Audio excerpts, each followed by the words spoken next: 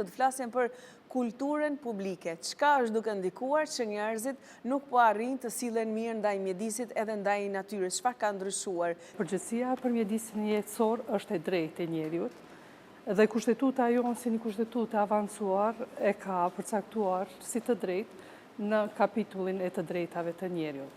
Nuk është vetëm kundërmimi që na vjen, që futet hundë, por ajo vrasësi, ai brutalitet, ai agresivitet që ju ka bërë lumit, ai është turp për ne. Në situatën që e kemi para vetës, çka po i shkaktojmë vendit? Si duhet të veprojmë? Ne kemi një natyrë të bukur, kemi pejsazhe të bukura, edhe ne do të mund ta promovonim shumë më mirë vendin edhe imazhin e vendit tonë përmes një natyre të bukur që e kemi. Zbatoni agjendën e gjelbër.